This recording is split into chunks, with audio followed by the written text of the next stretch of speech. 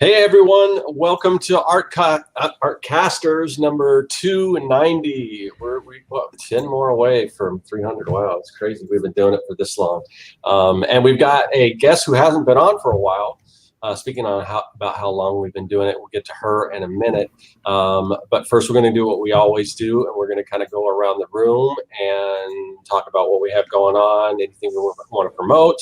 And yeah, as far as for me, I don't know that I have much to promote other than you can go to oh, I do have, I'll put a video out, I think, next week, but I just added to my digital shop both the comic lettering masterclass for Procreate and the comic lettering masterclass for Adobe. Those are both on there right now. And I'll put a promotion out later, but just all you guys to let you know. So those are now available. And other than that, you can find me here on my YouTube channel. That's really all I got to promote today. And what about you, Josh? All right. I am Joshua Kemble. You can find me at joshuakemble.com. You can also check me out on YouTube and subscribe there and all that fun stuff. And you can pick up my graphic novel, 122 pages, hand-lettered, hand-inked, autobiographical story about faith and mental illness. And I recommend people go. You can basically get it through any online store, but I recommend people order it through Amazon because it's for some reason been on this absurd sale for like about a little over $5, and I still get the same cut from sales. So go forth, save yourself shipping with free shipping. It's $5 for a pretty heartfelt story, and who doesn't want that? But if you don't like Amazon, order it through your local comic book store. So yeah. Josh, I mean, I don't typically publish through a traditional publisher. So do you have any kind of sales numbers? You know, with how that's doing as far, I mean, I've seen you up on the rankings as far as bio comics and stuff on Amazon, but yeah, do you have any idea how that's doing with them running that special and everything? So with a publisher, it's kind of a complete mystery until you see your sales report. Yeah. So, and to be frank, like my current Marcosia isn't like super forthcoming about that. So okay. I will know probably around December because that's when it was released. So about a year from release, they're due. Okay. Cool. The sales numbers and then royalties and stuff come after that. So it'll be interesting to see because it's a big gamble and guessing game. Yeah, I mean, promoting as hard as I can in the meantime, you know. One of these times, we're just going to have to do a show on traditional publisher versus self-publishing, why what the benefit is, because that's a long time to wait, especially in the digital age. Because I'll sell my digital products through marketplaces, and I get a report every month. So I don't know why you can't get that, but anyway. I could probably ask, but yeah, like at least with my wife and kids' books and stuff too, usually you get like a yearly. There's occasional publishers that'll give you like a quarterly report, but most publishers, it's like you just kind of wait for that year mark, and then I don't know. Once I've worked with other publishers, I'll be probably better able to speak like with my own work, you know. But yeah. All right, cool. Yeah. All right, Corey, what do you got going on? You can find my stuff at artcasters.co.uk. Just kidding. No, you almost said Costers, and I thought it would be a cool name.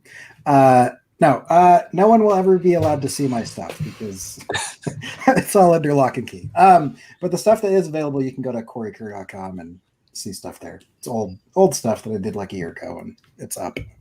So, okay, that's it. All right. So we will get to Holly now. Holly's our guest tonight. We'll get into what the topic is and everything and why we invited her on. But we haven't talked to Holly in a while, so I'm curious what you have going on and what you have. I know you got. Well, we didn't put your business in, but you'll have to tell everyone about your business and all that stuff. The laser business and. Yeah. Okay. So hold on. Actually, can I share? I don't know how to use this. Yeah, you should be able to share it in the chat. Hold on. And I can put it in. I can put it in. I can put in the description after the fact too, if you want. Yeah, I'll share it later. Okay. But yeah, right now I'm working on. I'll be a part of it too. Can I put that on? Okay. Did I know how to do it? I don't know. Did I do it wrong? There it goes. Okay. Yay. So right now I have a laser business, so I make a bunch of stuff. But the main thing that I sell is like D&D dice boxes. I sell like a bajillion of those. So I'm trying to make one for each class in D&D. Oh, cool. So there's 13. There used to be 12. Show my boys this. So yeah, I play a wizard, so I did that one first. But yeah, it is a royal pain, surprisingly, because trying to think of like, oh, what represents this class when it's like, I don't know, a sword. So it's like some of them are really challenging for me, like the fighter one. I don't know. So yeah, that's what I'm working on. I didn't know monks use nunchucks, but I mean, like trying to think about visually, like monk, like in D&D, all they do is like basically punch. So like, like that's the trope is like you can punch like a million times. So yeah, it's that's what I'm working on right now. But that's my main job is to do my store stuff. So my laser store, which is weird because it's like.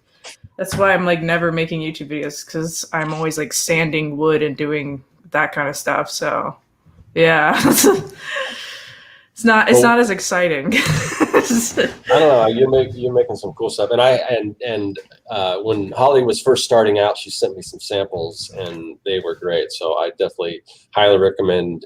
And you do custom stuff too, or did you mention that? I do. Right now all I have is the custom sketchbooks, but soon I want to do like custom charms and stuff. I've had problems with that in the past. That's why I like want to make a more simple thing first before people ask for more custom things. But yeah, I want to maybe do like videos on like how to do certain things. Like I want to do one like on sublimation, like how to put colored things onto wood soon.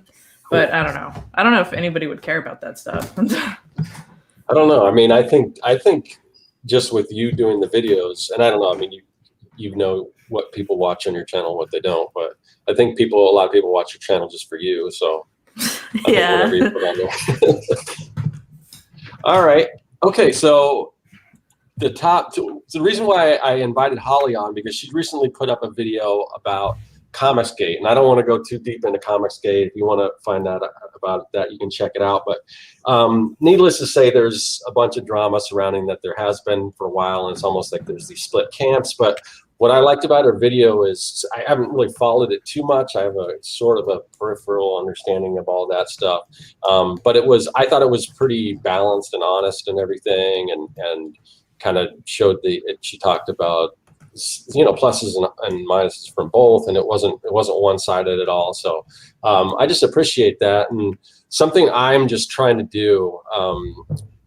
So me, I've mentioned this before, but I went through this transformational leadership training, and one of the things as a result of that I'm trying to get away from is just drama. Like I kind of cut out politics and things like that, and it's been a lot better for me personally. But one of the things I try to do is just avoid a lot of the negative stuff, because for me it was like all the Star Wars content. It was just so, you know, it was just so toxic, and it's just like, I mean, can't you just, I mean, if you don't like it, don't watch it. But I know it gets clicks and it gets views and it's all that. So and I've noticed this because recently I put out a video. It was Free Comic Book Day, so I did a Free Comic Book Day video, and I try to kind of do it. I don't know what you would call it, like a reverse trolling, where people, you know, think you put something that sounds negative, and then people tune in and they kind of give them something positive. So it was like, our comic stores dying? You know, was Free Comic Book Day a failure? And then I just talked about how, you know, I hear that a lot, but what I was noticing at the shop, and like my comic book shop, they just expanded into a bigger area. I mean, a larger area, and it seems like they're doing well. And it seems like a lot of people are still very much interested in comics and all of that. So, so I just approached it from that angle. But when I first, and I did it as I premiered it as like a YouTube premiere. And before it even went live, there was people, and they must have went there based on the thumbnail and the title, and it was just right off the bat. It was just going off, about how Marvel, DC this, SJW this, just all this stuff. Ethan Van Sciver's God, all this stuff, and it's just like, and I didn't, buy into it. I'm just like, that's cool, if that's, whatever you're into is cool, whatever. But as the video went on, and that was kind of my take, is that there's comics for. No matter what you're into as far as comics, there's a comic out there for you. So for me, it's just like, find the stuff that you're into, and if you're not into the other stuff, well, don't buy it. But I mean, I don't know. But anyway, so that's kind of why I reached out to Holly, because I think it's safe to say that Holly is no stranger to drama. Tracks me like a plague. Yeah. So yeah, and I do want this to be sort of a positive video, and just talk about how maybe analyze a little bit as far as I don't know if there's a reason other than, like I said, I think a lot of it is just because it gets clicks and views. The more negative you are, it seems the more more people tune into your channel and stuff like that. But I don't know, just why is it that, and you kind of talked about this in your video too, but it's just like, I mean, to me, comics there should be fun, and the fact that we're talking about cartoons and cartooning and there's just so much drama around it, and so much people at each other's throats and stuff. It's just kind of crazy to me. So anyway, that's the setup. So I don't know Holly, if you want to join in. I'm sure Josh and Corey have stuff to say about this too. So I think in general, it's so funny to me that this happens. But like, if you put artists in a room, there's always going to be some sort of absurd conflict. Yeah, like, I don't know why every art space that I've been in has been like that, and I'm just like, I think it's because they make so many awesome things that just the act of making something means that someone isn't gonna like it. So like, if you are really attached to something like before, like say comic, if you were like classic, like, oh, I really like the 90s comics, well, you're probably gonna hate the current comics, right? Because it's like, it's different's bad. Well, not everybody, but I think that's kind of how it happens, is like, you get into these niche groups, and then it's like, instead of just embracing like, oh, things can both exist at once, instead of like, no, it only one thing can exist at one time. I hate that. I see it all the time with like, I mean, if you're the movies, comics, books, like you mentioned Star Wars, but like, that's a perfect example. It's like, oh, gee, Star Wars only. And it's like, dude, just let people enjoy things. Let them have fun. Yeah. And both exist still. You can watch the original one. Like, it's still there. Like, it didn't go away. Like, I don't know why that is necessarily, but I do think part of it is just being chronically online and then having everybody agree with you. It's like, that's part of it. Yeah, it's funny. I personally, I hesitated saying anything about the movement. I will be straight up about it and be like, I'm not like two-sided about it. I'm definitely not Comicsgate. Like, I'm not a fan. But I know people who followed it who I don't think have like really followed it. Like, because those people were the reason I like checked it out and kind of watched like the founders' videos and stuff. But I guess what to me is pretty transparent, just having been in business for a while, is like, like it. So there's a sales strategy that I wouldn't personally take, right? Which is like, you kind of create a false scenario, like sales are depleting, and they're not. They're not. Like, you can look up the stats on comic sales, like in general, especially if we're including graphic novels, right? And they've increased by like $250 million every year. I think this year's the first time they've seen a real dip since like the early 90s. The only dip you could possibly see is like 2 years where you had like this insane speculator boom, which was really bad for comics. And then we had the boom and bust of that, right? Where it's like, they were printing all these terrible like 50 editions of something and like creating like a false perception of value, right? Anyhow, just rambling, but my point is like to me, from what I researched, it just seemed like a kind of typical kind of wrestling strategy where it's like, okay, you create a heel, right? So it's like the heel is like, there's a dying comics industry. So if you can get people to believe in that myth, then you can get them to believe in, well, the reason the sales are dying is because of the hack formulaic writing, which coming from somebody in indie comics, it's like, yeah, I mean, that's why I like indie comics. You know, I've always like indie cartoonists, like Daniel Klaus has been saying that about superhero comics for like, you know, over 40 years, close to 40 years now. Right. So I don't know. To me, it's just like I distrust anyone who's basing a community, any community, on the hate of something. Like if you're united in hate, like that's not going to be like that's a good way to sell somebody a book once or twice. But to me, I can't help but think that that's like a failing strategy. And that's what turned me off about the community in general was like it was mainly like people grouping together like. I don't see a lot of people like grouping together and forming a movement.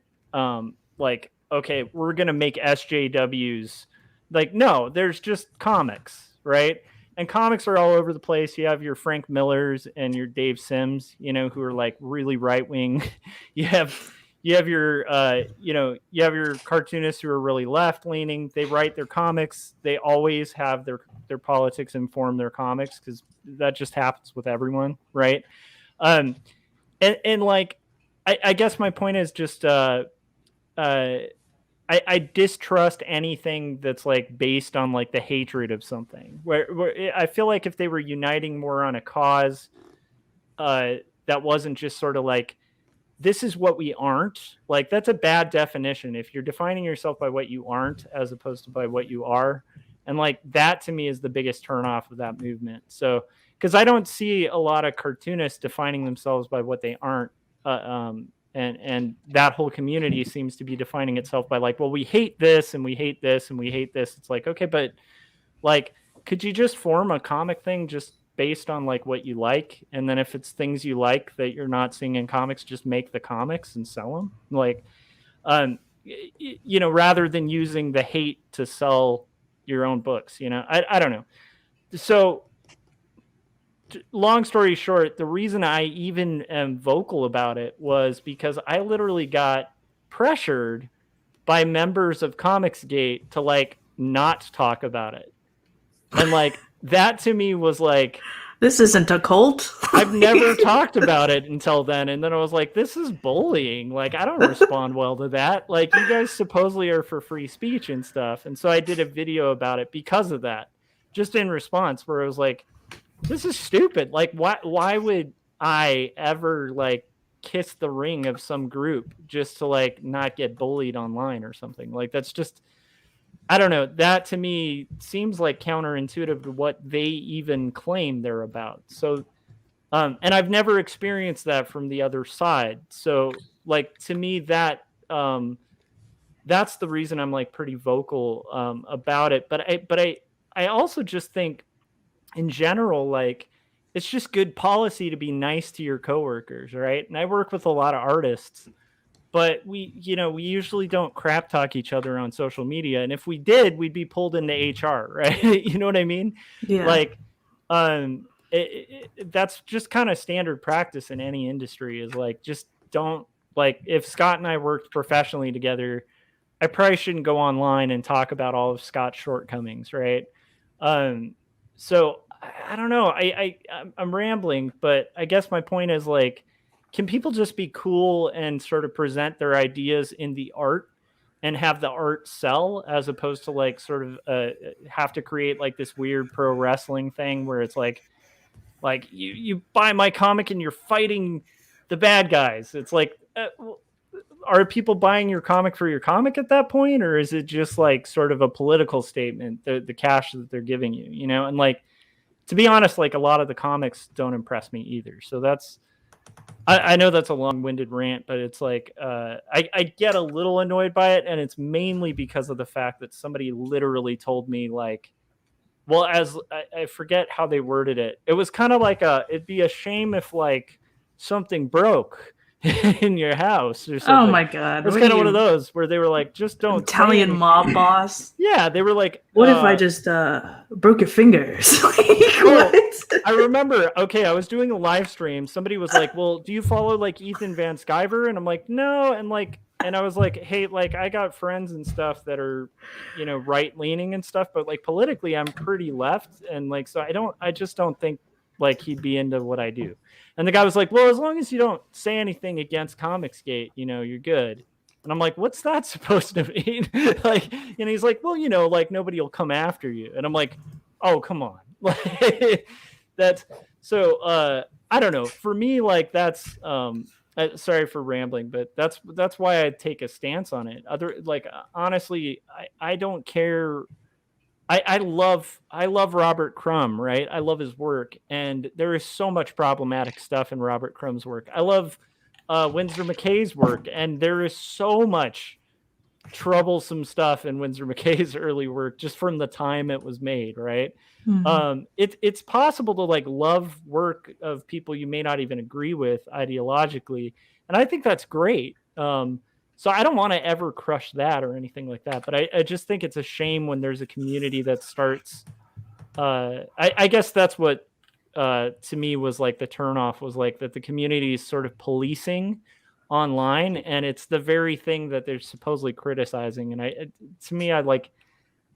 just don't like the hypocrisy of like, you know, Well, just because one thing that I kind of learned from Holly's video, and I think I had heard some of this stuff before, but about like, because I know it's definitely both sides are doing that. I mean, it's like you had mentioned, Holly, about one of the Marvel creators telling I think it was Alterna not to publish a certain book because it was somebody associated with Comicsgate, and also, you know, a lot of the blockchain Also, I messed that up. So. It was Antarctic Press, but Alterna got swatted. Antarctic Press was the I don't know if that. I messed that up. That had anything to do. I remember when Alterna got swatted, but I had anything. I'm sure it was related. Like, okay, it could have been. I'm not sure. But anyway, I think both sides. It's just like I think they're both kind of just. My point is just kind of like, you know, I think the more you are, other than the whole, you know, feeding this whole outrage thing to get views and clicks and build audiences that way. I think personally, if you're doing all that stuff, the one thing you're not probably doing is making comics. I think concentrate on the work, do what you want, and there's an audience for it. No matter what kind of stuff you want to make, there's an audience for it. Yeah, I mean, over time, we've seen in every pursuit that it's way easier to tear something down than to build something. Like, destruction is always more immediately gratifying and more, you know, so like, you know, you look at like the hate that like Holly's got or whatever else, like Holly's somebody who's out there making stuff. Yeah. And then there are people out there that are not making things that then are just like, they just get pissed. You know, and it's like anytime anybody does that, I'm always like really curious about what the last novel that they wrote or animation that they made or illustration that they did. Like I kind of like want like this ticket to entry to all these like, you know, crap posting, you know, edgelords to be like, can you just show me something creator owned that you've made in the last 6 months before you finish your comment, because otherwise I don't care. Like you haven't paid the fee to enter the arena, you know, or whatever. Well, I think the Comicsgate thing is weird because it's kind of like become to the point where they do create stuff to feed into the group that they initially made. Yeah. So then it's just sort of like, they're always going to agree with you because you've set up this whole group to like your stuff because it's an anti-comic book, basically. Right. Well, so it's kind of weird because it's more like, to me, it kind of is like weirdly like a politician or something. Like, here's my weird, I don't know, like a pamphlet. I mean, I guess it works, but Sorry, I might be making a really. I might be being mean. I might Maybe be it's making good. a really weird connection here, but I've been listening to this journalist deep dive into QAnon and the rise of QAnon. But like, it's really fascinating to me, and I haven't done my research on Comicsgate because I try to stay away from people who are mean because I don't care. But like, QAnon rose into power by kind of like as this like joke that then got out of control and then people took it over and whatever. But like, no matter what they say now, their followers are like bought in. Like they're saying the crazy, and it's like anytime you can get to a situation where like my guy, whether it be a politician or an athlete or a celebrity or a YouTuber or whatever, like whatever they say, I'm 100% in no matter what. Is where it's like a really dangerous place to be. And that's where I feel like a lot of these places are. It's like you have a situation where somebody is saying the most insane things that you can think of, and people are like telling their like families, their spouses, their kids, like, no, it's you believe this or I'm never talking to you again. And it's it didn't start out like that. It started out like, like, hey, maybe there's some people behind the curtains pulling the strings. And then it went into all this weird stuff that's now, and like, I am so sick of so many things like that anti-vaxxer crap that's going around where it's like, there's all this conspiracy, they're trying to like inoculate you so that you do die with the pandemic. And I'm like, it's so dumb at this point in time. Like, we have a good model, like a modern day model of how like weird stuff happened in the past where you're like, how did an entire segment of society buy into this demagogue's garbage, or this guy saying, hey, let's all drink the Kool-Aid, or this girl going over here and saying, let's all put on white sneakers and go do the, it's like, how does that happen? And now you're watching huge populations and huge groups of people get into, basically it starts with like what Josh was saying, like, let's all hate this group.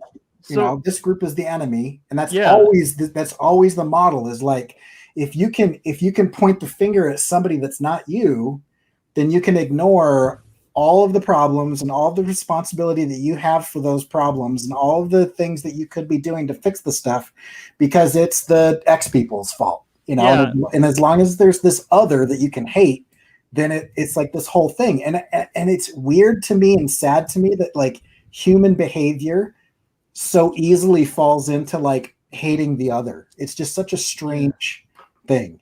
I just wanted to share this because I actually came preloaded with this because I've talked, like I said, I have friends in Comicsgate and I've talked to them before, and they have this perception of the comics industry like dying. So I looked up the sales chart. This ends in 2020. Like I said, full disclosure, 2021, they've taken more of a hit because of COVID, just like all of retail. But even in 2020 with COVID, it was up $0.08 billion. Like, this is pretty steady growth. Since 2012, and the numbers keep rising. The only time you're going to see a difference in the sales numbers are like if we go back in the day when the market's in a completely different condition than it is now, where like we're dependent on like magazine sales, which, by the way, magazine sales barely exist anymore, right? Because we don't have newsstands like. But once it went to a direct market, the sales numbers have remained pretty much growing steadily on a rise, except for this abnormal speculation boom, like I said, in the 90s. And it was like 2 years of the 90s. A lot of people who extend that out like it was the entire 1990s. It's like 2 years where you had comics selling in the millions. And a lot of it was based on speculation boom. And then, of course, like the genius of a lot of the early image founders at the time were like these young hotshots and stuff. So like my point is like, and this ties into what Corey was saying. It's like, I think there's a danger when you start building a whole community based on a lie. And that to me is that to me makes me suspicious. Like, every Comicsgate video I've watched starts with this premise of like, well, comic sales have just been terrible. And a lot of them bring up Squirrel Girl, which always weirds me out because I'm like, I'm not a fan of Squirrel Girl, but I've worked for businesses, and like businesses don't tend to stick with a loss. So I'm like, why would they be sticking with this loss? And so they always bring up stats on the floppy sales, and they go like, look, it's one of the worst selling titles they have, yet they keep publishing it because SJWs. It's actually one of the best selling graphic novels every year. And so their trades are making massive amounts of money. So that's why they keep publishing the floppies. And it's like, that's the part that, like, again, I just distrust like people who are kind of editing out like the important information of like, it is one of the best selling graphic novels of all time, but the floppies don't sell that well. You know, like, well, they just take I think that part floppies out in and, general are dying comparatively to graphic novels because like the younger readers don't really go into comic book shops, they go into Barnes and Noble, you know, like. Well, like, the that's stats do kind of show that the floppy sales are down and everything. And there was a question, and they've been down since like the 2000s because why would you buy $4.99 for 32 pages when you could buy I don't know, $12 for the whole thing? Like, my son's buying Dogman, right? That's not a floppy comic, but that's by all means a comic book, right? And here's another thing about all the people like kind of poo-pooing like comics and the condition it's in. Scholastic is publishing comic books. The first comic I believe they published was Mouse, and even that like was a limited run. And that was in like the late 80s. And then there was like this long window of like no comics getting any recognition by like mainstream bookstores and publishers. And now if you go to like Scholastic's best-selling charts, it's just dominated by like Raina Telgemeier just bringing in millions. You know, and you have Dogman and like all of these other properties like Amulet, stuff like that are like they're barely even noticed on the comics sales charts because they've transcended comics, and now we have comics in bookstores being published and distributed by mainstream book publishers. There's such exponential growth in comics that I think a lot of people are ignoring. And I think, Holly, I loved your video because I think it does point out like kind of one of the issues is like I think a lot of people who want to hold on to their thing. And like Corey and Scott were saying, it's like there are comics for everyone. There's comics for I mean, like if you have a weird, crazy idea, there's probably a comic about it. Like I saw a manga that was literally like, do you like eating fruit? Yes. Here's the eating fruit manga. And I was like, okay, there's literally a comic for literally everything. Yeah. Well, yeah, and that's the one thing they in Europe and in Japan that they've realized, I think, a little more than I think that's partially why superheroes are like, why would I focus on this one thing when I could have literally every genre? You know, it's like that's. I agree with that too. Yeah, because like manga gets that right. They've gotten that right for a long time. And you know, it's funny. My wife like grew up reading manga like even before it was like hip and stuff because she's Japanese. So it's like, but like the weird thing is like in Japan, like the culture really is like even people who hate manga who live in Japan all have a manga that they read or remember, like. Aww. Because it's like they might hate it, but like they'll still have like their little genre, you know. And I think that's so cool. The idea of like comics that would cater to all sorts of things. You know, I'm excited by like to me, I think we're in a better time for that, where you're starting to see these comics that are telling all sorts of stories as opposed to just like capes and tights. But yeah, I don't know. I loved that about your video too, Holly, that it was kind of pointing out that like, I mean, it's hard. Again, like I have less skin in the Comicsgate game. So for me, it doesn't, I don't have a problem saying I'm not a part of it because I'm not making superhero books, you know? Yeah.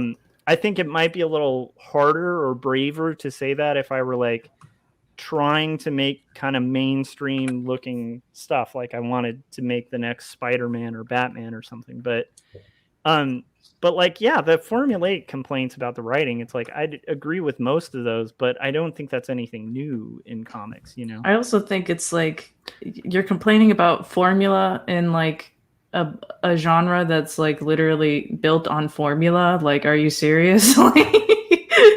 Like, this is literally the genre of like, my parents are dead. Like, yeah. Why does this action movie have so much action? Oh, yeah, I hate it.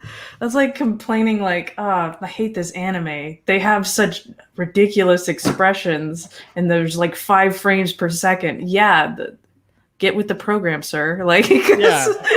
And like, also, if you're not like a fan of speed lines, like maybe don't buy manga or anime, right? Like it I don't know, like yeah, it to me, wouldn't it be cool if people could like unite in love for stuff? Like, we're all comic creators here, and it's like I don't think any of us have like a limited friend base where like everybody's of like the same political mind, or like you know, or like we're even one taste with what we read, right? Like, I think we all read like horror comics, we all read like action comics, we all read, you know, like slice of life, like deep, heavy, crazy stuff. Like, well, you know, I'll read any kind of thing as well, as long as it's done well. And sometimes I even like the ones that like maybe make a point I don't like, you know, like that's how I feel most of the time when I read Alan Moore, right? Where I'm like, it's just such a dark view of humanity, but I still love reading Alan Moore. But I still don't like, I don't know if I agree with like what seems like this just very sad outlook about like the nature of man, like that he presents. But it's still fun to read. It's still challenging. It's interesting, you know. I'd love a world like that where people could do that and not get in these like weird camps and fight each other. Because Holly, you highlighted this in your video. It's so important. You highlighted this so well. Was that like, we're all making comics, and like comics, like, okay, we draw pictures, y'all. Yeah, sales numbers are going up, but still, like, we could do better. And I think also, like, you guys obviously are older than me, so you might not understand this reference, but when I was like a teenager, Tumblr was a big thing, and Tumblr had very similar stuff going on. It's literally like Tumblr 2.0, but for like 34-year-old men. It's so funny to me because it's like, this is the exact same thing I experienced when I was 14 on Tumblr. Yeah. Like, to the T. There would be people, it would be like one post where it would be like, I think Sherlock is bad. Here's my dissertation, and this is why. Like, and it would just be like a whole group of people essentially trying to dox each other over it. Like, so it is kind of funny to see history repeat itself, except it's like reverse ages.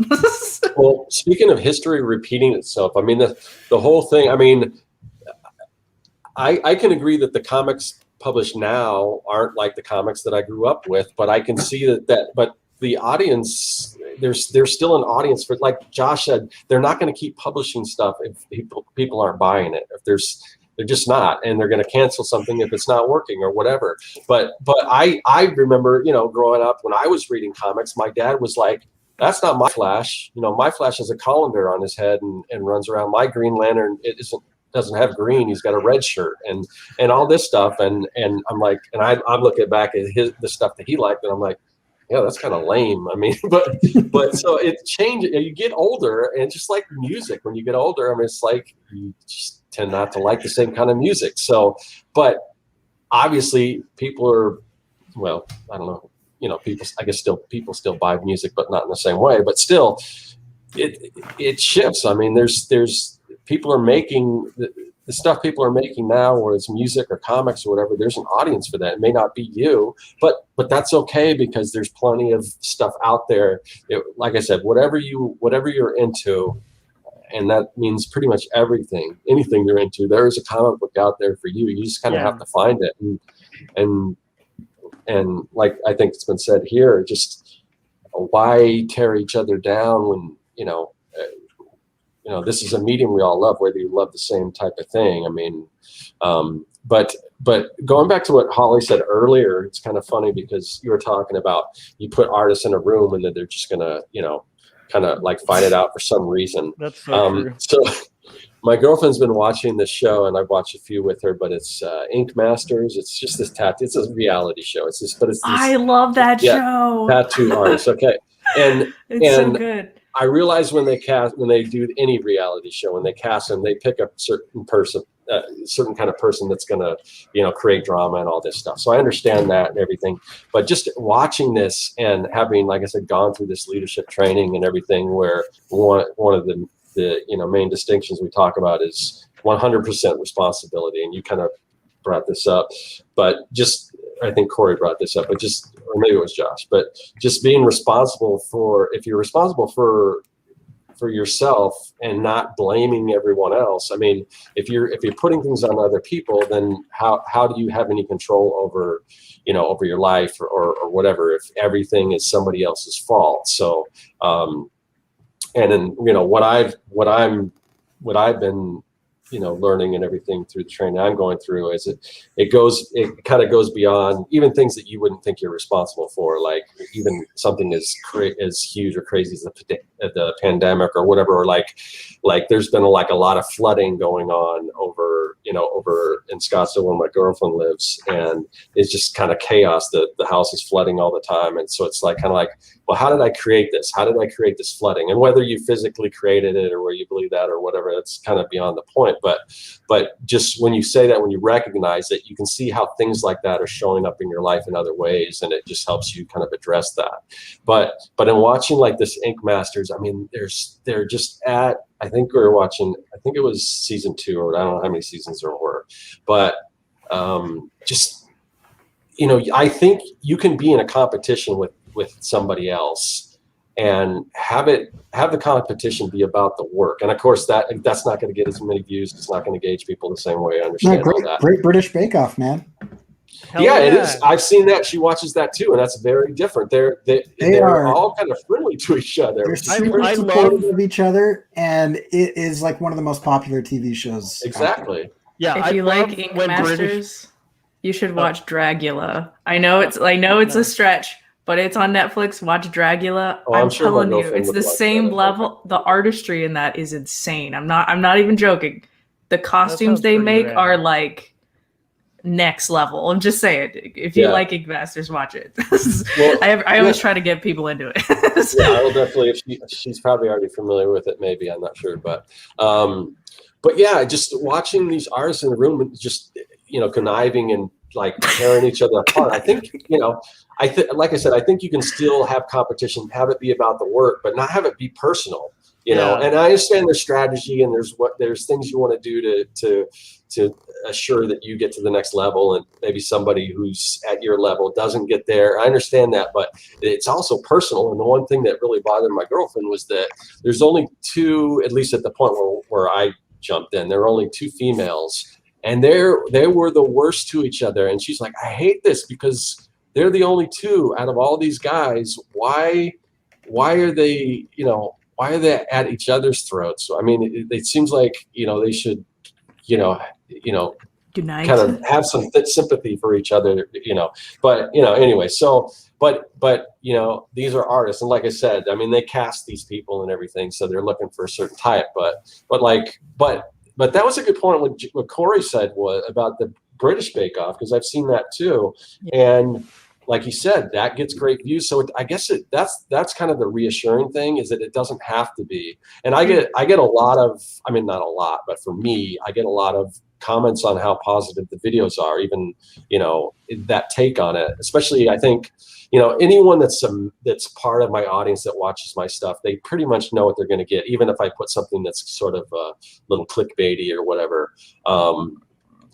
But, people who aren't familiar with that, they get a little upset because they thought they were going to be able to get outraged or whatever, and then they'll just get outraged for another reason. But they're outraged that there's no outrage in your video. I love the way, just the Great British Baking Show. I can't not mention that because my wife and I are obsessed with it. And the thing that I love about it is I love the way that British people in general, at least on that show, maybe it's just my false perception, but I love the way they get miffed and mad, because like, they'll be like, oh, and then they'll be like, I'm so sorry. That was inappropriate. And you're like, that's it? That was it. That was, I gotta roll their eyes, and they'll be like, I apologize. That was not right to roll my eyes. I've got to tell you, Josh, having lived in the slums of Scotland for several years, you're looking at a certain class of people that bakes in their spare time. It's true. It's not like we're in in Glasgow or something, you know. In Glasgow, when somebody gets upset, they break a bottle on the curb so that they can shove it in your face. And so it's a little bit different. The same people on the British Breaking Show, if they're at like a football game, that all rules gone. Like, oh yeah, it's to the death. Yeah. Well, I think it's also funny because, like, if you compare like British versions of shows to like American shows, it's like, how can we give you like all the drama? I know, let's scream, let's add some effects, let's basically make everybody want to kill each other. And then in the British version, they're like la la la, like every single, like Hell's Kitchen, like, is completely different, like depending on like, oh, like what are you going for? Are you going for like amazing, like someone being sweet and teaching you how to cook? No, you're going for, let's go to America and tell everybody their food's trash. Like, it's just, I think it's pretty, I don't know, maybe that's just like American entertainment in general though. Like, we just are more aggressive. Yeah, I mean, that could be it. I think our communication style is a lot more aggressive than a lot of countries, and I think like there's like kind of a, I think that might be why like most countries, when they like imitate Americans, it's always like some aggressive cowboy. You know, that's true. Or it's a surfer. Yeah, for sure. The dichotomy of man, like, angry cowboy or surfer. I'm an American. Yeah, I love that. Yeah, I do like the idea of positivity, and I do think this ties into something we talk about a lot on here, which is like it, like kind of abundance versus scarcity, and like on a mindset level where it's like it's so easy, especially as a young artist, when you're really hungry and trying really hard to get in like the industry or get like your first gig, and you're seeing other artists getting it. It's easy to start kind of fooling yourself to think that it's like a scarce environment where like you can't both succeed, or like that like your friend or like your competitor succeeding can actually be a good thing for you. Like, even in the comics context, if you look at like, the image boom, as much as that, like some of that was really damaging to comics. Like, it took years to recover from, because a lot of it was speculative, but a lot of the sales hikes, like when you had like sales boosting for like Spawn, you had stuff like Cerebrus by Dave Sims selling like 50, 60,000 copies a month, so it's like you have the giant guys selling millions, and all the little guys, like, Bone, for instance, right, was being self-published at that time. And like the sales numbers for like a self-published book suddenly skyrocket to like 30, 40,000 a month. Like, that's what happens when like the tide rises, right? But I think if like I think a lot of people can be like, well, that person's getting 1 million, so now I need the 1 million, as opposed to like kind of doing their thing, like making good work and just trusting that like it'll work itself out. I guess my point is like I see a lot of people and this, I hate saying on both sides, but in this case I would say on both sides. I have seen people on both sides who kind of have like a scarcity thing where they're like, well, they can't publish, and it's like, just let people put out their books, Well, it's kind of like the whole deal. It's like, even if you disagree with it, it's like Mein Kampf is literally being sold at freaking Barnes and Noble. Like, horrible things get published all the time. Yeah. It's like, it's not really, it's not going to really benefit you to like stop somebody else from getting published. If anything, you're just making yourself, like, you're making your life hard because you made an enemy. Like, and you made an enemy that you just like hate. So just like, just stop watching their stuff. Stop engaging. It's kind of, it's basic, like toddler stuff. Like, hey, don't engage. Yeah. Walk away. It's surprising how often I think like horrible situations like this are literally like stuff that you teach toddlers, like, walk away. Yeah. Have you like taken a deep breath and considered your option? Stuff like that, where I'm always just like, oh yeah, that's relevant. Like, I mean, I get it, because like I've been pretty crazy myself. So I mean, I kind of get it, but I'm also kind of like,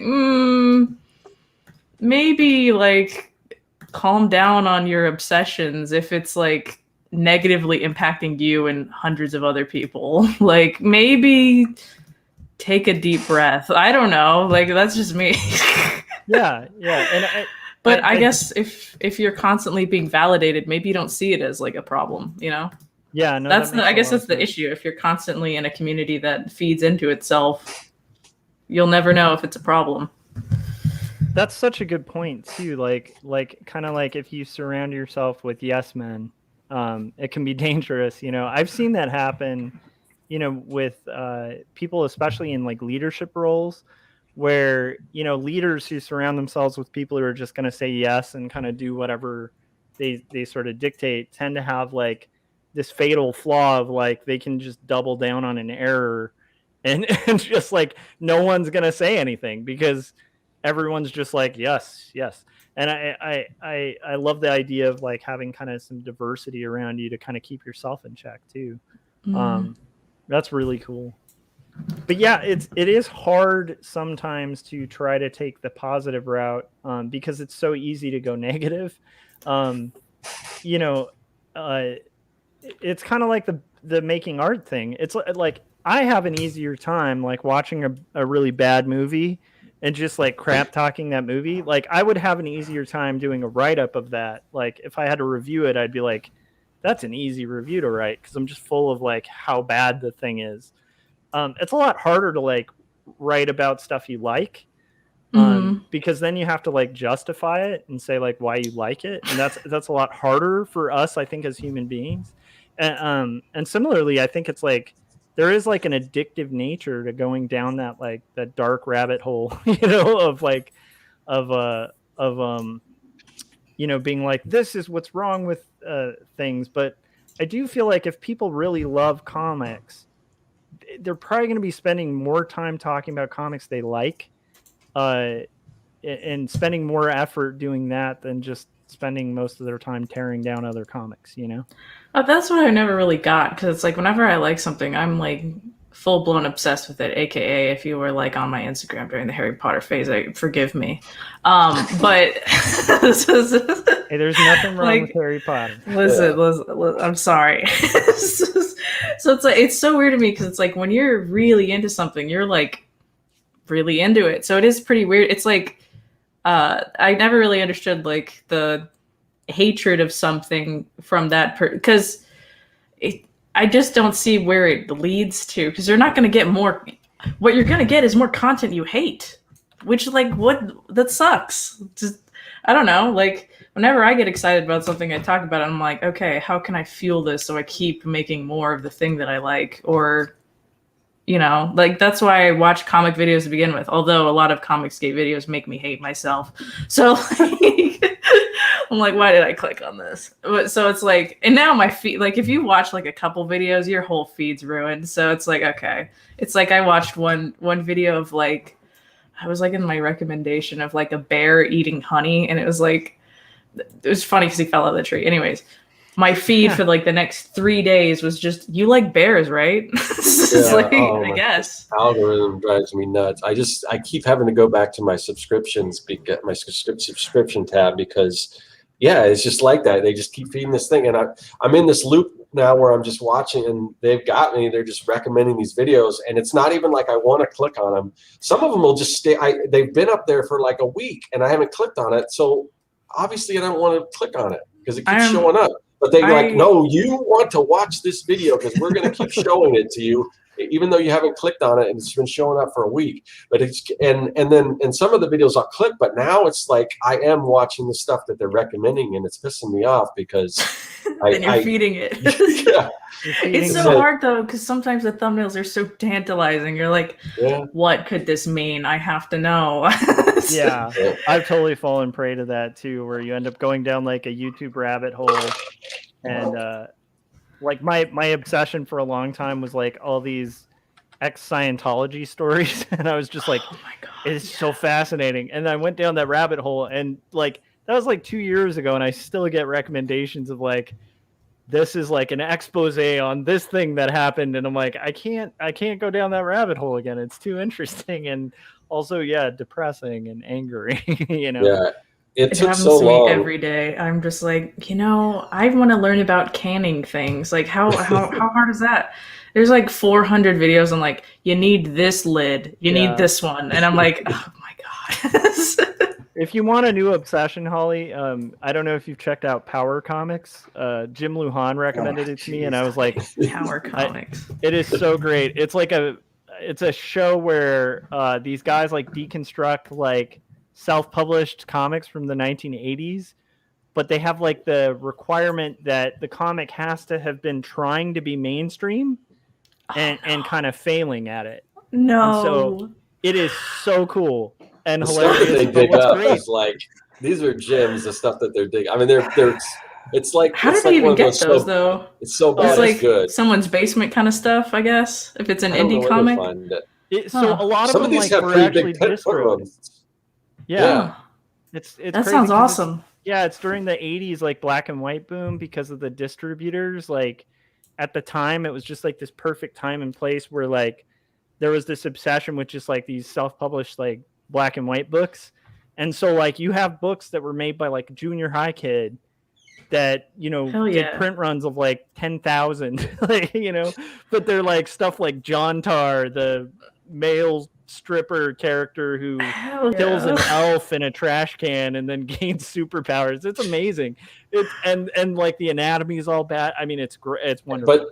But they do it. Yeah. But the way they approach it, it's not like they're totally bashing. They're appreciating it for what it is. It's Well, Corey is shaking his head because he doesn't. Well, it's like the whole cringe culture thing. I think is dumb. So I get excited when people are genuinely excited about something. I'm like, hell yeah! Yeah. Well, I think that's what we're talking about too. Is they found something that a lot of people would say is just garbage or trash, but they're looking at it with reverence and for what it is, and I mean that's the thing. I mean, there's. Even, again, when we're talking about there's stuff out there for everyone. These are comics that are just probably would be lost to time, that are just like just so bad that they're good, and they're and it's not for everyone. Obviously, it's not for Corey. I haven't watched I haven't watched this ton of it like Josh has, but the stuff I have, I could definitely see the appeal to it, and it's just cool kind of going through those. And because I remember those books being published, I remember picking up, and I remember creating books like that when I was younger. I think that might be the appeal too. Is like it reminds me of the comics I was making when I was a kid. So it's like. But it's like these are like if you were making comics in like 7th grade, but you were like hardcore and found somebody to fund it, distro it, and you did like full issues and finished it. It's really cool. God, that sounds awesome. When I was a kid, I had a group of like I guess like a gaggle of teen well, they weren't really teens. I don't know. We were like 10 years old, and we made these like. We made these comics on like lined paper that were like called Danimals, like the yogurt. Oh yeah. But like each one of us had like a super animal, and it was just like, man, what I wouldn't do to have that comic like with me to this day. I would do anything for that because they were like stupidly creative, and I'm like, dang, that was liquid gold. That was gold, and I lost it to time. It sucks. I still have some of my stuff. I used to do comics. Like I didn't have a lot of artist friends, but I had other friends that were creative, and we basically created, all people in our high school. We would create these alternative versions of them as comic characters, and no one really knew about it. We kind of changed the name, but we made this whole universe around people and personalities in our school, and then we made maps, and we like kind of Mad Magazine style, like this is what really happens in the lunchroom behind the wall, and all this stuff, and just all this stuff. I still have a few of them, but yeah, I mean that was so fun to do. I still think a good practice, and I would like to see everybody in here do it. Maybe that's something I'll do when I'm done with 2 Stories Book 2 or whatever. But it's like I would love to see. Like with your skill level now, like tackle like a full issue that you completed as a kid, but like don't change the script at all. No, just like go with the script you wrote and like the plot that you wrote, but just do it with like the skill level you have now. I think that would be the most hilarious and amazing thing to see. Oh, I could do that with. I've showed this the first comic I ever like finished full 22-page comic I ever did was this thing called the 10th Earth. Yeah. And I remember creating it was a sci-fi thing where it was overpopulation, so they're going to duplicate the Earth, and then something happened. Somebody bumped into the laser thing that was creating the Earth, and it created 10 of them, and they had already like evacuated people from the Earth to go to the other planet. So as the you know, it was duplicating in the Earth. The first Earth exploded, and then the 10th Earth was forming as it was duplicating as the Earth exploded. So it's all like, you know, distorted and messed up, like half destroyed. And then it ends up where the main character gets stranded on that. It's kind of like that's like a Ghibli movie right there. Yeah, but the thing was, I remember I created this thing. I was so proud of myself and everything. I took it to the comic store at the time. And I was doing I think I was painting their windows or something like that. And I gave it to the guy at the comic store, and he goes, "This is totally implausible. That would disrupt the, you know," and he gets all scientific about it. That would throw everything off its axis. It's just like, oh man, I guess but see, it just brought me down to earth. I'm like, oh man. Scott, I want to see the 10th Earth though, because it kind of sounds like a weird Douglas Adams plot, you know? It also sounds like there's a lot of potential in that though. That's what I like about you know, a kid premise is like you can actually make that really cool. Like you could, obviously you would have to ignore how like gravity works and like how gravitational pull works because you would all die. But like you could make it into like a really cute thing, you know? I don't know. I could see that being extremely extremely horrific. Like I don't know. There's a lot of, whenever I see things, it's weird because sometimes I see this a lot with like shows and stuff that I don't like because I watch a lot of really bad cartoons. And I'm not even talking like funny bad. I'm talking like, why did they continue to make this for 23 episodes bad? Like unwatchable. And every time I keep watching, it's because the premise is so good. It's just the execution is so bad. Yeah. So it's like, it's so annoying to me because it's like, I'm like, but it makes me so inspired because I'm like, ooh, I want to just like take the idea and then just make it good. I know what you're talking about. There's this one book that I heard the premise and I'm like, oh, and you get it in your head what it's going to be about, and you read it, I'm like, oh man, they could have gone in such a better direction than this. Yeah, I know 2 Stories was not that great. I get it. No,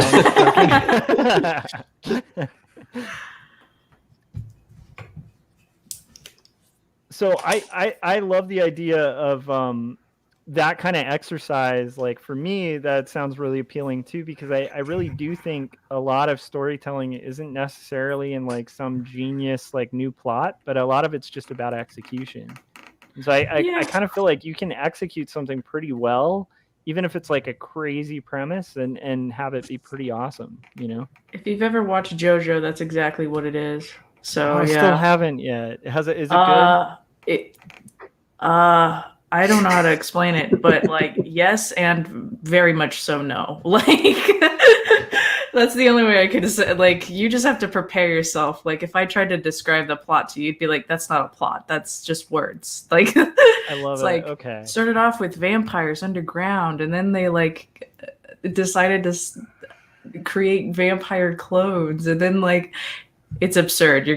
If you ever end up watching it, you don't even know what's going on, but it's pretty entertaining. It's a lot of colors. I'm so excited. That sounds really fun.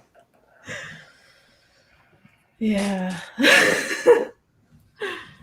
So kind of going back to back to the topic and everything, as far as, because we mentioned you having gone through all this drama and stuff, and so what do you do, I guess, to avoid that now for your own sanity and everything? I mean, and just the fact that you've had this massive channel. I don't want to get too much into all that stuff, but because you've talked about it ad nauseum before. Mm-hmm. But just kind of rebuilding and keep going on after all that stuff, and having all that negativity thrown at you and just keep going and everything. I don't know.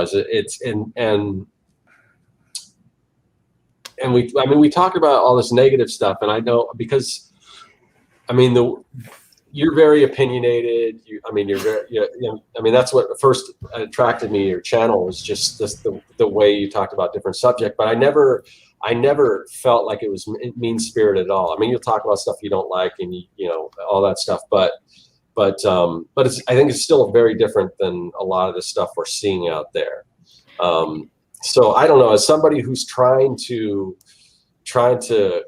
create positive content or something, or at least putting a spin on something that a lot of people are putting a negative light on it. If I can find, and not that I've never done like a negative video. I've done videos about Fiverr and things that I just, or just different. That's like being against like Amazon. Like, right. I mean, well, I'm not even fully against Amazon. I work with the beast. Yeah, but that's the thing. It's like that thing with all the cab drivers going to Uber. It's like, if you can't beat them, I guess you join them, because I do the same thing. So, but yeah, and I hate myself a little bit for it, but you gotta make money anyway. But with the negativity, first of all, every time I think about this, I'm like, well, anytime that what I used to do is I would engage with negativity constantly before. So rule 1, don't do that. If people like, what I would have frequently in the past I realize now is trauma dumping on my channel. I didn't know what that was a while ago. That's what it was. Like, it would be like, I would make like a vague video like, you should sketch more and not draw on lined paper. And then I would get like a 3-page essay that was like, how dare you? You're so classist to like expect people.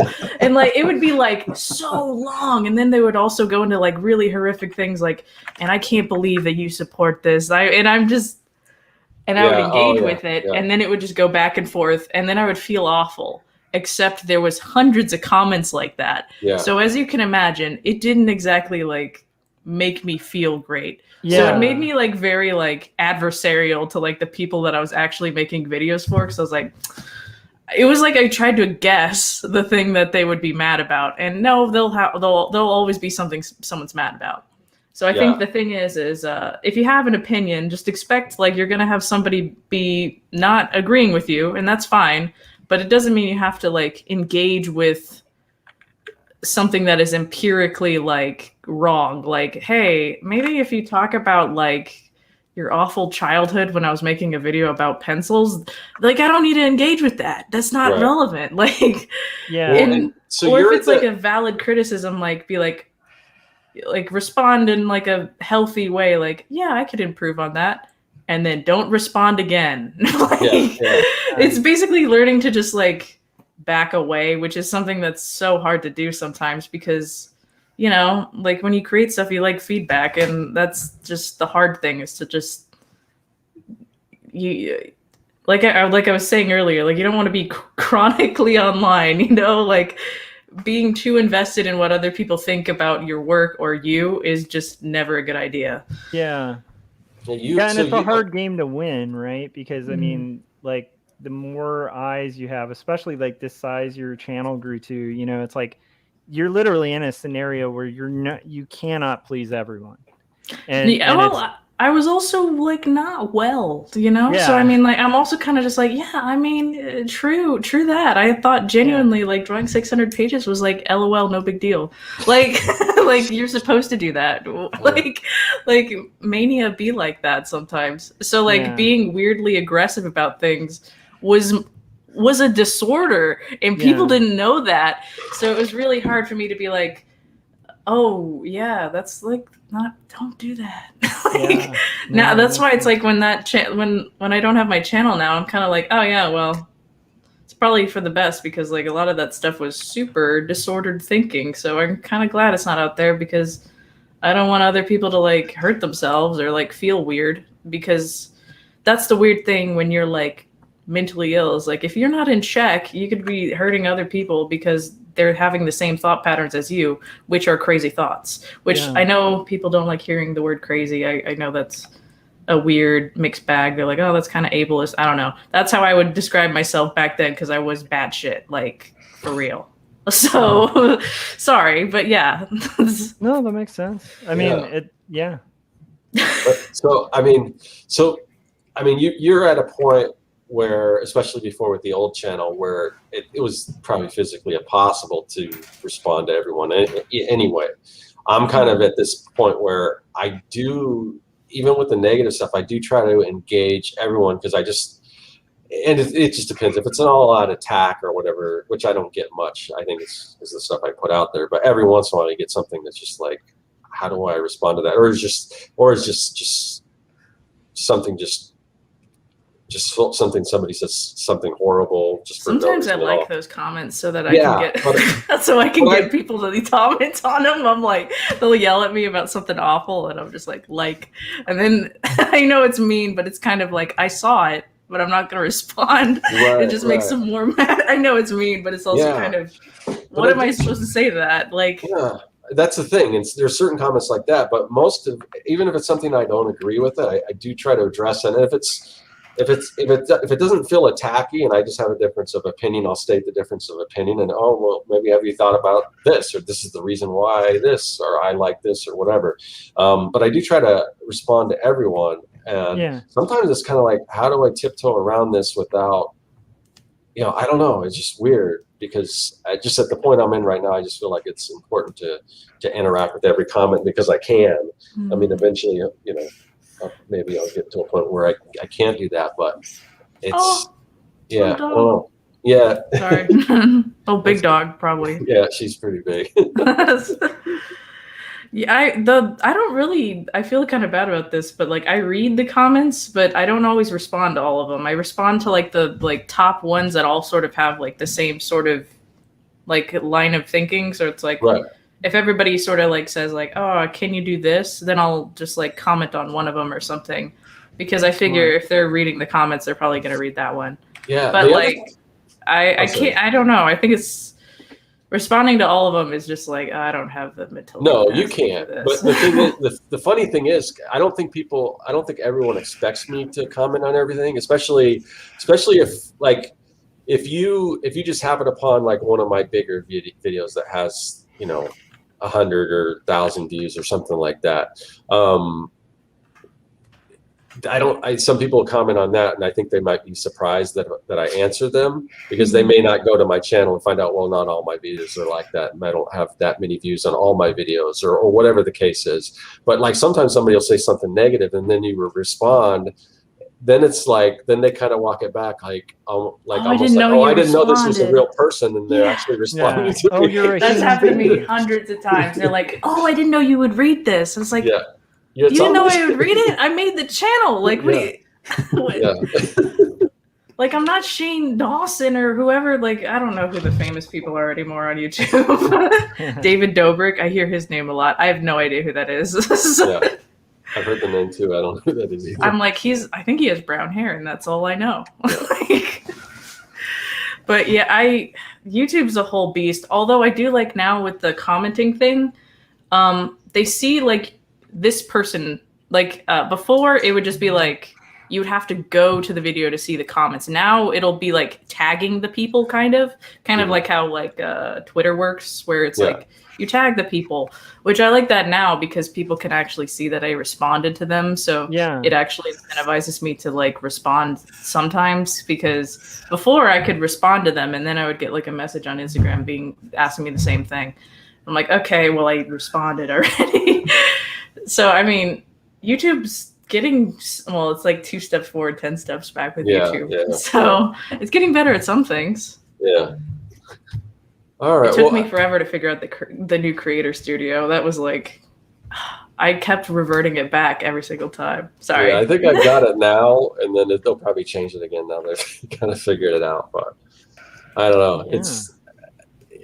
Yeah. I don't want to get into this whole thing, but just being on YouTube, I mean, you guys are in kind of the same boat, but just as somebody who has put out consistent content every single week, at least once a week for 7 years. It's such a grind. Yeah, I know. It's just like, but I enjoy it. So, and I feel like, I don't know, I feel like now I'm creating some of my best content, and if not everyone sees it, that's all right, because I know people are seeing it. I mean, there was just a comment today. I mean, I'll just get, you get down and then you just get these comments that are just great. There was one from Ariana that just says, Scott, my inspiration. I mean, that's the kind of stuff that's just like something as simple as that. Just like, okay, now, at least now I know why I'm doing this, that it is resonating with some people. So I don't know. So Holly, I have a question for Holly, because I've noticed that in the last couple of videos that you've mentioned, like disordered thinking and like stuff like that.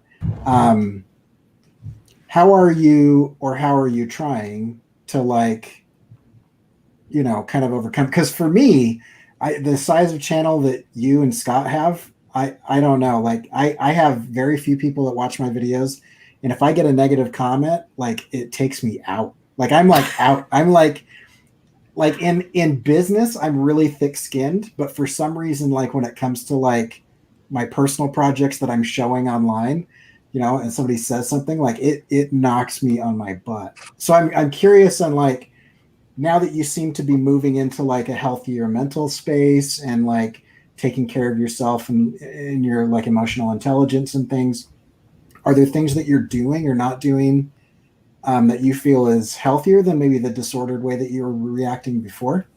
Well, part of it is just like the way I view my art is different than before. Before it would be like my whole personality is just like, I want to make art. I make art all the time. Like that's my thing.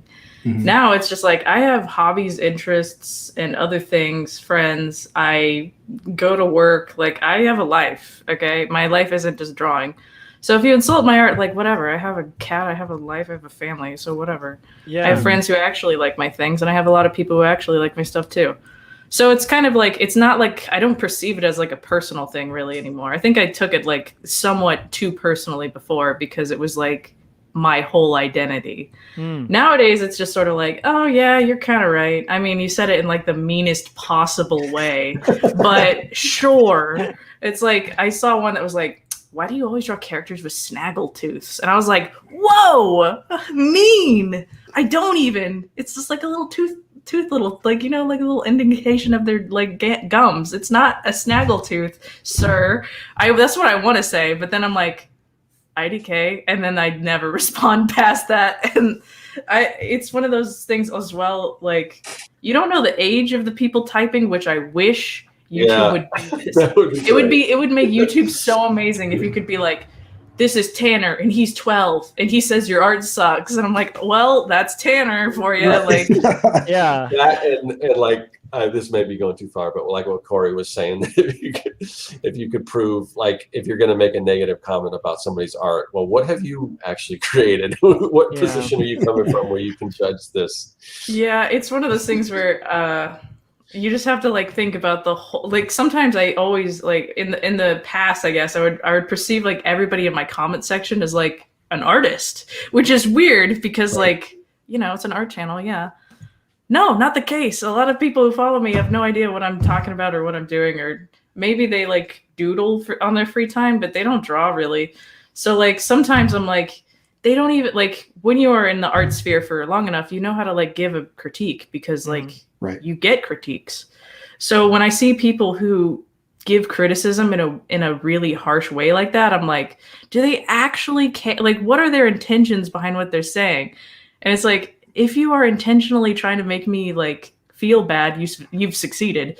If you're trying to make me be better at art, you really aren't saying the things that you should be saying. Like, you're not articulating what I could do better, which like, okay, then your comment means nothing to me because you're just insulting me. So yeah, that's a really good point. Because I think I'm subconsciously doing the same thing because I'm used to like working with art directors and clients and students that are in, a visual field and other professionals and stuff. Like if Josh were to say something about my work, it would be actionable critique. Like there would be things that could, and so, yeah, I think you've nailed it. That's exactly what's disorienting about it is it's like what I call like drive-by critique, which is just like, yours bad bye. We hate you. Yeah. Like, wait, who was that? What? We have no connection to you. What sucks is when they're specific about it. That's what really sucks. Yeah. That's when I die a little because I'm like, can you stop? And then I it just makes see me this. subconscious. I just see this little political cartoon of a car driving by. You suck, and on the car it says internet. Basically, the guys on the corner kind of like. The hardest things for me though are when it's like about my appearance, my personality, or my interests. Yeah. How do I don't know how to really respond to that. It just makes me feel bad in general. That's when I like actually feel bad. It's like, all of your interests are horrible and here's my expose. And I'm like, okay, all right. That's when I kind of am tempted to just like mute somebody when they're like trying to attack my entire being as opposed to just like one thing they have an issue with. That's when I'm like, And I think as a straight white guy, I don't have a lot that I can say to that, but like I don't experience that as much, but I would be full on supportive of just like muting and nuking anybody who says anything about anybody's appearance. Cause like, who are you? Like that has nothing to do with, For the longest time, I was disembodied hands. People didn't even know what I looked like. They thought I was black. I'm like, first of all, you see my hands. Second of all, I'm serious. For like literally 5 years, people thought that. It's crazy when people. It's an art channel, but people would be like, "Oh, she's so fugly" or whatever, and I'm like, "Okay, whatever, sure."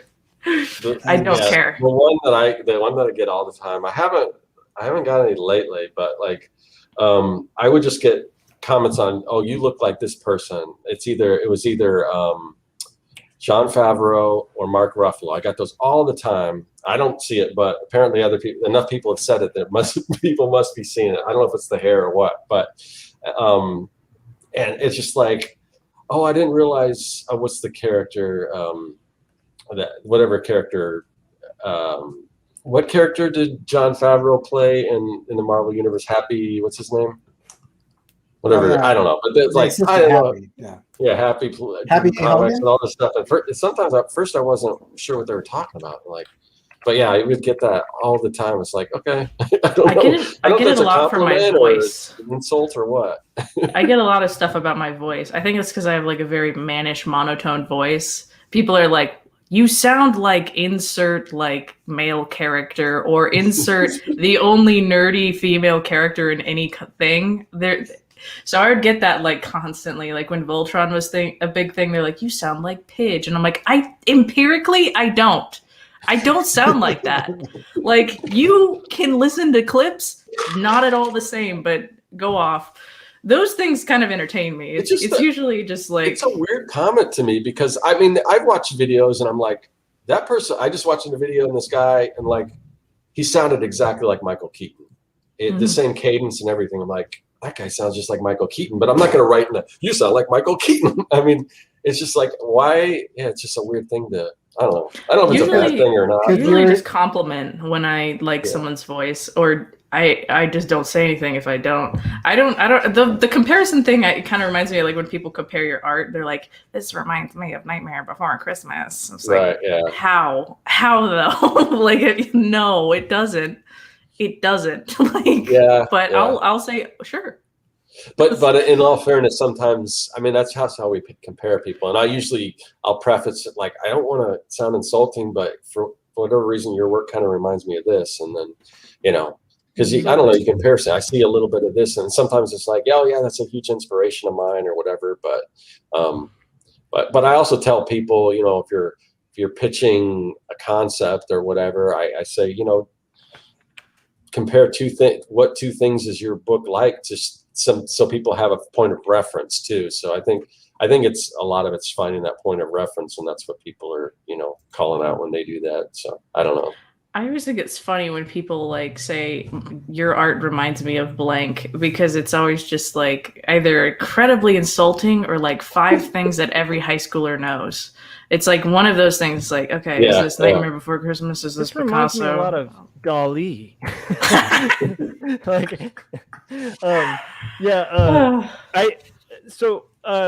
One strategy that I'm gonna be implementing.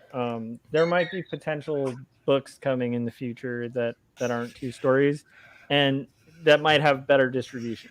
And so my strategy the last time I had something syndicated through Diamond was I'd get reviews, right? And like some of them are like super negative. So what I tend to try to do, and I'm going to try to possibly keep this up, is like, no matter what the review is, I'm going to share it. And I'm going to be like, hey, they reviewed my book.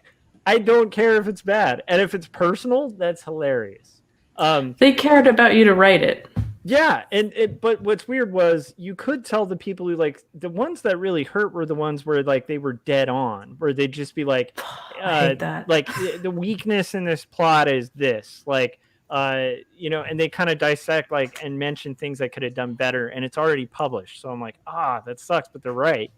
The ones that were really easy to disregard were the ones where it's like, this guy needs to get a life, and like they start making like personal attacks as if they know you, and like, you know, and it doesn't help that you're a character in your own book, though. Yeah, that's for sure. So when they're insulting the character, they're insulting you. Like, that's really hard. Oh yeah, that's true. But it's one of those things of like, it's kind of like if somebody were riffing on me on YouTube or something, they're going to be like, the snaggletooth thing will be brought up in my scenario because I have a snaggletooth. So it's like the second, like if I started blowing up on YouTube or something, that would be like the first thing people would tear apart, you know?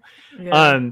But it's like one of those things of like, that wouldn't hurt as much as like somebody making a really astute critique. But I can imagine, like, if you're getting that all the time, like, I'm sure that gets old. Like, you know, after a while, I don't know. Sometimes, like, in the past, I would get stuff like that where it'd be, like, really well written, but also just, it like, hurt my feelings so deeply. A lot of the time, my art was bad. Well, it's still kind of bad, but it was real bad. It's just, like, sometimes it would be right, but I'm like, I don't have like the drawing mileage to fix it yet. Yeah. Like, it's realistically, I was like, I needed like 3 more years. So it hurt bad, but it was like, yeah, you're not wrong though.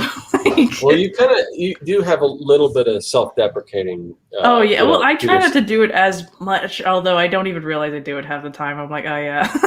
But I mean, you're so prolific, and you've got, I mean, so much work under your belt, especially at your young age. And yeah, I mean, you're way further. I mean, I was and at that age, I mean, a lot of the critiques you're getting, I'm like, I mean, I've been doing this for a lot longer than you, but I mean, I think you've probably drawn more than me because it's just, whether it's like you said, it's your mania or whatever, or just what. But I mean, you're always drawing, and it's just so that's, I mean. But that might help with the, you know, because when people do, it's kind of like that. If people try to insult you, or like the whole Eminem thing, like you've seen 8 Mile, are you familiar with the scene where I am white trash? Of course, I've seen 8 Mile. So we're getting ready to, and quick, right before anyone gets a chance to address all the negative things about him, he states it all out for himself. And then they're standing there with nothing to do. So that, I think, you know, although I've always encouraged people not to, and I have to work on this too, as far as the self-deprecating stuff. I think it does. If you are a little, you know, well, my artwork's not the best, and I could work on this, then I think that kind of.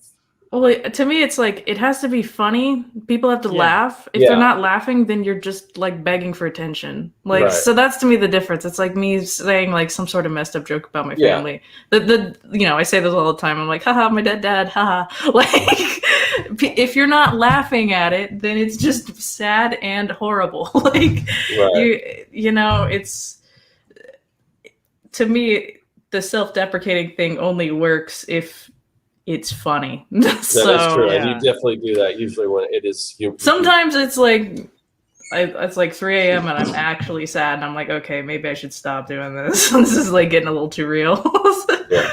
But I try not to make it like too horrifically like, I'm just so upset about my artwork, guys. Oh, it's just so like, no, I'd hate that. It's just if I'm just going to say it exactly how like people would critique me, like in a mean way, except I'll say it myself. I'm like, dang, Holly, your art really leans to the left. Like, why does it lean to the left? Like, yeah. And that's funny because I know you've talked about that a bunch of times, and I didn't really notice somewhat it. Fixing it when now. You pointed out, kind of, I can kind of see everybody's it, but it's still, Michael Jackson. But it's still, Once you pointed out, I was kind of like, I can kind of see that, but I never noticed it before. So it's like, I don't know, maybe it's just. But it's also being hypercritical of yourself. I think everybody does that to some extent. Yeah. I just have a hard time complimenting myself. That's one thing that I think it's kind of weird. It's one of those things where it's like when you grow up, like they tell you to be humble, and then it's like when you become an adult, it's like being humble sucks when you're an adult because then people don't know your accomplishments, so then they don't respect you. Like they're like, oh yeah. It's a fine line. I think there's a way to be humble and yet also be aware of your accomplishments and like aware of what you have achieved. So it's like I think that's the thing is like self-deprecating stuff too can be really cool. And I definitely like as a person who like I lean towards dark humor, like my favorite kind of humor is like really twisted humor. I am horrible. Sometimes I'm like, I need to shut my mouth. Yeah, but it's like, but I definitely get it because it's like, I tend to stray towards like self-deprecation too. But it is like a fine line of like the, like humility and then just like awkwardly like putting yourself down, and like it's a fine line that like I've gotten better at juggling as I've gotten older, but it's definitely I get it because it's like I also don't want to come across as a guy who's just like, yeah, I'm so great, and it's like there's not always like there's always going to be better artists out there, and so I think like there is a fine line, but yeah, I don't know, like how would you ascertain, like, because Corey, like you're a pretty humble guy, you're like the most humble and the best animator ever. Of all the people I know, I'm like way more humble than all of them. Yeah, so. You're like easily like super humble. No, I think the whole. But how do you manage that balance? Because I feel like you handle it well. That's why. I suffer from imposter syndrome and think I suck in every situation. It's like it's. I don't know if I'm a good example of handling that well. I do. I think I've talked about this before, but like the whole, the movie The Beautiful Mind, like he's a schizophrenic that sees people that aren't there, and once he realizes that, he talks about the appetites, and he's like, basically, if I don't feed it, it gets weaker. It's never going to go away, but like if I don't feed it, it gets weaker. So the only thing that has helped with me is, and you guys have called me on this, is when I recognize, because I like, how do you describe this? Like objectively, I know that I'm good at certain things, like because I have an eye and I have training and I can critique other people's work.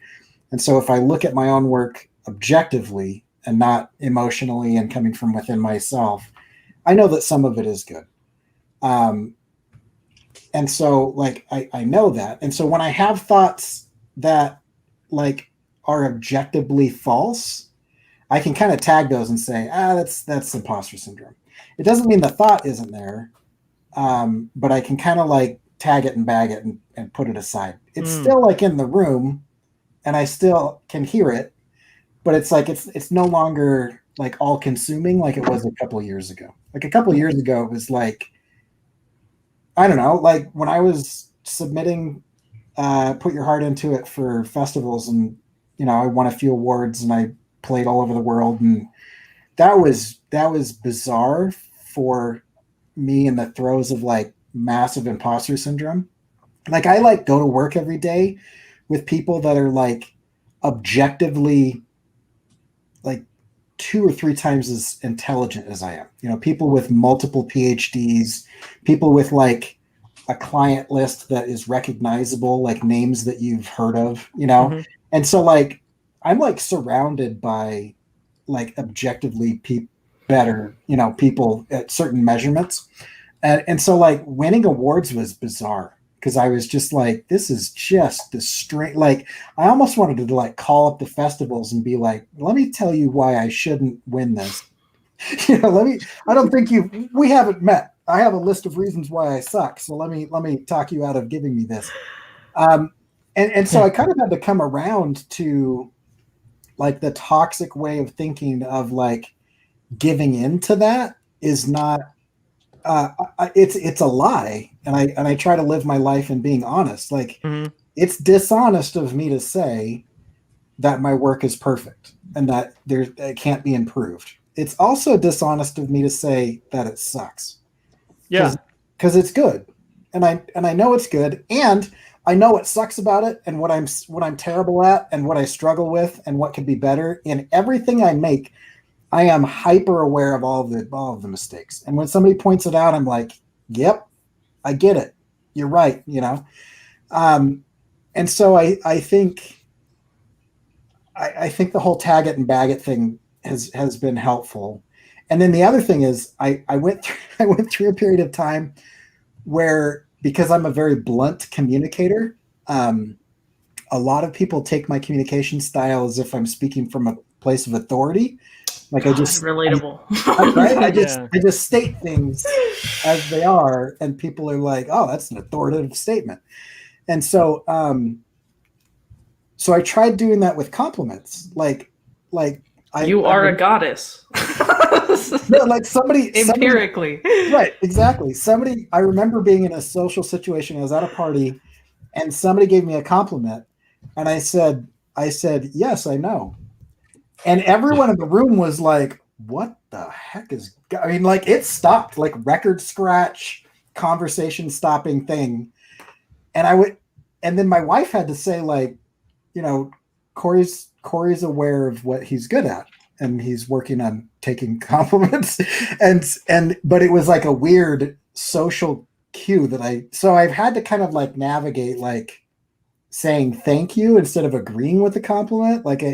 For some reason that just freaks people out. Like, you just said it. I didn't say it. I didn't solicit it. I wasn't fishing for it. You're the one who just brought this up. And I just said, I'm aware of it already. Like, it's a weird balance of like human rules where you're like, oh yeah, this is the social construct of accepting compliments. And I'm like, oh yeah, cool. The only appropriate response is thank you or, oh, you're great too. Right. Yeah. It is really hard to navigate, but I do feel like, Corey, you have grown in it, and it's hilarious to me that you think I'm good at it, though. No, I think I've seen you get really much better with it, because I think when we were first friends, like you were way worse with accepting a compliment. You've gotten much better at it. The thing that I love that you highlight, I've found helpful as somebody who, you know, like I'm prone to pretty severe depression myself, and I think most cartoonists are a little crazy. Like, you know, maybe crazy is not the right word, but I do think we're all a little crazy to be doing things that require mass repetition and focus and stuff. I think there's probably and also like, if you think about it, like an accountant doesn't have to have the level of like self-reflection of their work that somebody who's like, I can look at a room full of accountants and I can't tell who's really good and really bad at accounting. You know what I mean? There's the ones that go to prison, and then there's the ones that are hired by like the 1%. And then there's like 99% of everybody else in the room. They're just accountants. Some of them are probably better than others, but like all artists, our work is so visual, and everyone has an opinion on it. Like, you don't have to go to like years of school to have an opinion on whether you like something or not. And so like, I think there's something to like the introspection and the desire to improve, where you have to critically look at your work and say, I draw weird eyes. I've got to fix the way that I do eyelids, you know, like, I can't think of an accountant being like, man, I draw semicolons strange in my ledger, you know, or whatever. There's something about that probably causes. Being self-critical in creating things, I think, goes hand in hand. Not just like artists, but, you know, musicians, anything like that. Yep. Being like, I was watching this interview because, you know, I like My Chemical Romance. So I was watching, you know, I always am a freak, so I watch all the interviews. And I was listening to Ray. He's the lead guitarist. He was talking about like, when he first started playing guitar, he'd like have his arm in a really weird position. And he was just like, empirically, that was very bad. And I ruined my arm. I don't remember what it was called, but basically his entire forearm was basically trashed. And he had to have a surgery to fix it because he was playing guitar so very poorly. Like, it sounded great, but you're wrecking your body. And it's one of those things where it's like, if he was really pissed off at himself because he was like, if I was just a little more critical of myself, maybe I, and did the proper form, maybe my arm wouldn't be messed up. My sister-in-law would be like completely nerded out by the fact that you're bringing up Frankie Arrow and I love My Chemical Romance. Airo. Okay. Yeah. She's a big MCR. Stupidly obsessed. I think that's a good point. I also think it's really like the thing Corey was talking about with focusing on what is true is like so key with like any sort of mental illness or unclarity of thought, like where it's like, if you get in a spiral of any kind, I've found that like mental illness like will trick you to either distort the truth to where you're greater than you think you are. It makes you think you're greater than you really are, or worse than you really are. Usually it's like there's this kind of like lack of objective truth. And like one thing that can really help is just like asking, like, is that really true though? So it's like, if you're like, just like, oh, my art sucks. And then it's like, but like, you probably know stuff that doesn't suck about your art because you're continuing to make art. So one thing that helped me was like, oh, I literally make a living from like selling my work. like empirically, like I keep saying that word, but like factually, if people didn't like my work, it wouldn't sell. Yeah. Right. But like 100%. It's one of those things where it's like you can definitely convince yourself that that's not true. Like, oh yeah, or with the imposter syndrome, you could be like, they're all deceived. Like, but but at the end of the day, like, yeah, if you're and I've said this to Scott and Corey, and like we say this all the time on here, but it's like, if you're out there and you're making art and you're of the fortunate few that can make a living doing this, like even if it's like a hard living, like if you're able to like keep a roof over your head or feed yourself with your art, like if you get $10 for your art, congratulations, you're in a minority of people who can exchange commerce for like this weird thing we're all cheating the world to do, like, because it's a fun thing. I mean, like at the end of the day, we're not laying bricks, we're drawing, and that's a really fun, cool thing. And like Holly, like you said at the top, even with comics, this should be fun, right? And like what we do is pretty fun. So like, we're making comics, like that's pretty cool. Like can't like, yeah, I think like taking the time to kind of realize that's a really good point. That's definitely an encouragement to me, because I'll go down spirals and then I'll have to remember like, hey, I've made designs for clients that have made millions of dollars, like millions, and for my day job. And it's like, I know my art can sell. Like on my own, like I've definitely had people buy my comic, even if it's one person buying your comic. I think that's really important, and not distort and like forget, like, because it's so easy for us as creatives, especially because, again, like Corey was saying, there's emotional vulnerability to creating art too. And it's so much easier to kind of focus on like the two people who like hate the thing, as opposed to like the 100 or 10 or whatever amount like that like it, Yeah. One of the things we talk about in my leadership training, one of the distinctions is fact versus interpretation. So, if somebody says that your artwork sucks or this or it leans or whatever, really, then you have to ask yourself, is that a fact or is it an interpretation? Does my artwork suck? Can it be proven? And no, it really can't. It's just an opinion. But we buy into so much of what people say when you really think about it. There's no fact beyond that. That's just somebody's opinion. And so when you really start to ask yourself that, I mean, sure, there may be some things that are empirically a fact, 1 + 1 is 2 or whatever, but most things are just, there's no fact beyond that. So why do we buy so much into just things that people say when they're really, doesn't mean there's truth to it. I think we sign truth to it. I think the hardest thing is like combating your self, like your own perception of like what is good, what is bad. Right. Because that aspect, if you have like these really black and white ideas as like, this is good, this is bad, this is what makes your art good, this is what makes it bad.